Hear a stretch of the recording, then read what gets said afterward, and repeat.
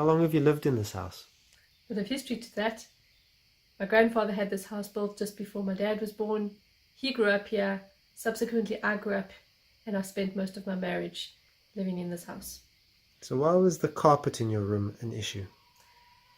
Well, apart from the fact that it was old, it was really, really ugly.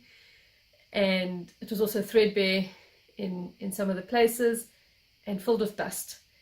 I suffer from allergies, so the dust was an issue for me. What was preventing you from replacing the carpet?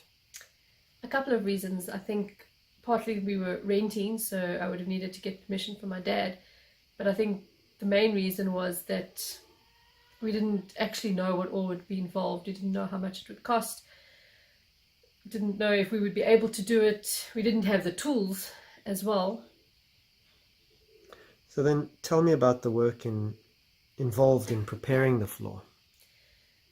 To prepare the floor, it was first to pull up the carpet. Actually, before we get to that point, we needed to clear our bedroom, take all our bed, our shelves, our desks out and put them in the lounge, which is where we camped for the next 3 weeks. And then we could pull up the carpet and the underfelt. So tell me about the work that was involved in actually doing up the floor. Well, it ended up being a whole lot more work than we had anticipated. We had no idea what the floor would look like underneath.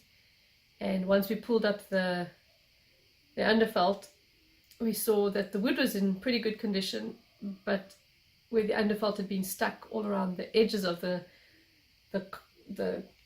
bedroom, there was glue, which we needed to scrape off.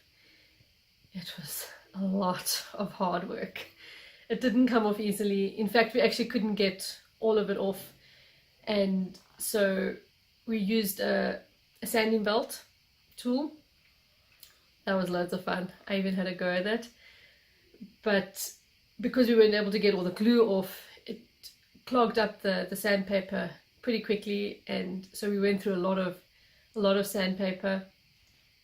And then it was also, I had to be careful how we sanded so that we didn't gouge out too much of the floor.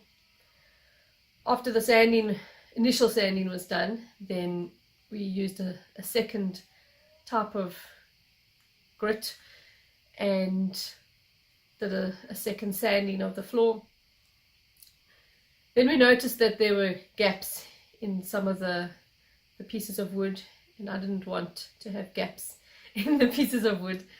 So we gathered up the sawdust from our sanding and we mixed it with wood glue, and I painstakingly sat on my hands and knees filling all these gaps so that there would be none. Then came the fun part of varnishing, putting on the first coat. And we chose a clear sealer. We have this beautiful Oregon wood, and using the clear sealer brought out the absolute stunning colors of this wood. After the first coat of varnish was on, we roughed it up with a bit of steel wool and repeated the process 2 more times. So what was the result of all this hard work on the wooden floor? Well, apart from a beautiful, absolutely stunning floor, no more dust. What else have you gained from this experience of work? I've gained a couple of things. I learned how to work really well with my husband, although we actually work really well together. It was a test of working togetherness, I guess. And then I think the main thing is that I love looking at this beautiful floor so much that we've decided we're going to do the same for the rest of the house.